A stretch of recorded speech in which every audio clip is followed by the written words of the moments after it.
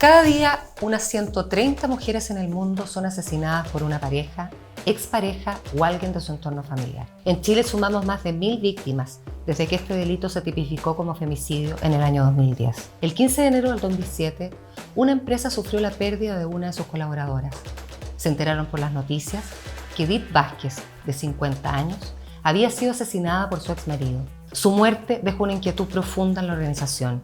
¿Por qué no sabían nada sobre el infierno personal que ella estaba viviendo? ¿Hubieran podido evitar esta tragedia? Esta muerte los conmovió y también los transformó.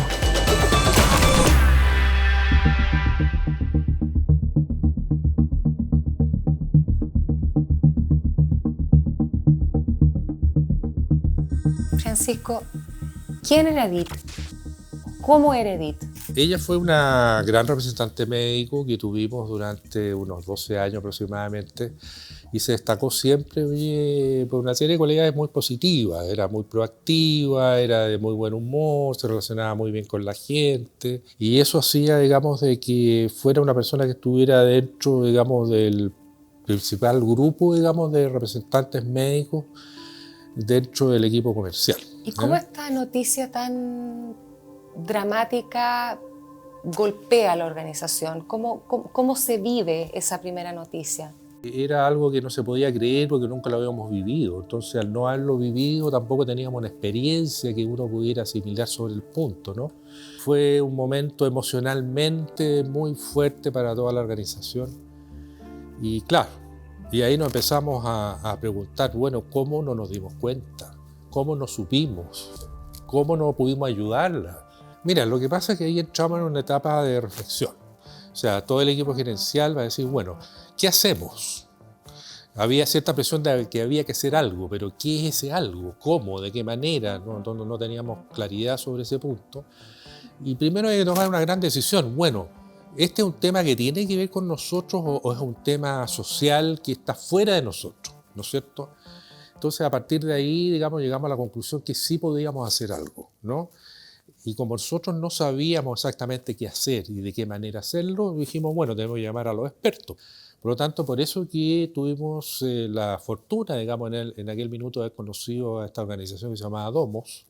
Que era una organización dedicada a los temas de violencia de género. Exactamente, porque era un centro de desarrollo de la mujer orientado muy fuerte al tema, digamos, de la prevención de la violencia, digamos, intrafamiliar o doméstica. Básicamente, hoy día hablamos más ampliamente de la violencia de género, pero en ese minuto se hablaba muy circunscritamente, digamos, hablar de ese tipo de violencia. Por lo tanto, lo que hicimos ahí con ellos fue organizar un programa de intervención, primero con la fuerza de venta, que eran los más afectados, donde íbamos a hablar de aquello que es la relación entre hombres y mujeres en la sociedad y la relación de hombres y mujeres en el espacio laboral.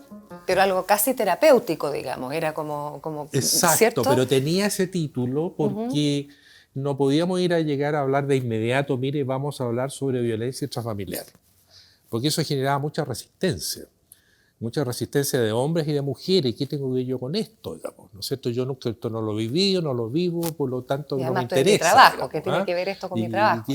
Claro, ¿qué tiene que ver esto? ¿Por qué nos llevan a hablar de esto? Y finalmente se hizo también un testeo donde descubrimos ahí que por lo menos aquí 1/3 de las mujeres había vivido algún tipo de violencia que normalmente era más psicológica, o sea, muy similar a lo que ocurre con el país, ¿no? Entonces, bueno, una vez ratificábamos, ¿no es cierto?, con esto que lo que pasa afuera en la sociedad también llega a la compañía, ¿no es cierto? Con esto ya, ok, tenemos un diagnóstico, hay un grupo de mujeres que ha sido vulnerada, básicamente, ¿no es cierto? ¿Y qué hacemos ahora? En esa línea la propuesta fue, primero, potenciar y capacitar al equipo psicosocial del área de recursos humanos, la psicóloga laboral, la asistente social, de tal manera de que tuvieran, digamos, conocimientos más precisos de qué hacer, ¿no es cierto?, y cómo canalizar este tema, digamos, hacia los distintos tipos de violencia que se han descrito. ¿Pero cómo los identificabas esas situaciones? Bueno, ahí dieron herramientas, digamos, claras en términos, digamos, de cómo hacer la entrevista, cómo hacer la contención emocional, sobre todo, sobre qué tipo de violencia es la que estaba viviendo, de qué manera estaba dispuesta la persona digamos, a seguir adelante en este proceso de salir del círculo de la violencia. porque finalmente nos quedaba claro que la decisión la tiene que tomar la propia persona. No es una decisión que toma la empresa. Por ejemplo, había casos en que tenía que ir a hacer la denuncia a los tribunales respectivos, ¿no es cierto? Habían situaciones en las cuales, digamos, se le decía, mire, corte toda relación comunicacional con esa persona. Porque si usted empieza a contestar, vamos a seguir igualmente con el proceso. Si usted ha tomado la decisión de que este camino no va por ahí, entonces haga ciertas acciones concretas. Digamos. ¿Y cómo acompañaba a esa persona en ese proceso? Bueno, ahí estaban las expertas, psicólogos que habían sido formados en el ámbito, digamos, de prevención de la violencia y qué hacer. Entonces les derivaba hacia allá, por ejemplo. Necesitaba, digamos, temas de asistencia legal, se le asignaban, digamos, contacto con abogados que podían llevar la causa adecuadamente. O sea, Bagó tuvo que hacer un tejido de redes en este mundo de alianzas significativo para poder implementar. Tuvo que hacerlo, claro, efectivamente. Mire, y ahí se tomaron distintas acciones. Por ejemplo, bueno, si se trataba de una representante médico, bueno, la cambiamos de zona, por ejemplo. Es decir, estaba en un lugar del país, ahora se iba a trabajar a otro lugar del país. ¿Me entiendes tú? Pues de tal manera de alejarse, digamos, del victimario, ¿no? Entonces, se tomaron acciones, digamos, que eran de ese tipo, ¿no?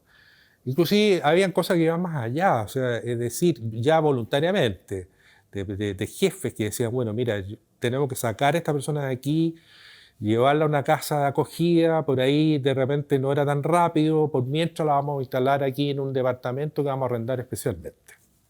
Entonces, se tomaban acciones, digamos, muy solidarias, digamos, del resto de la gente, porque no era solamente el tema de compañía, había mucha gente que estaba muy sensibilizada con el tema, ¿no? Para eso se formaron también monitores antiviolencia, que la misma organización Domos, digamos, nos preparó para eso, donde tomamos gente de distintas áreas, a distintos niveles jerárquicos, donde muchas veces ellos eran los primeros que podían ya con los conocimientos detectar de que había algunas conductas que no eran las normales, ¿no es cierto? Por lo tanto, esas personas requerían ayuda.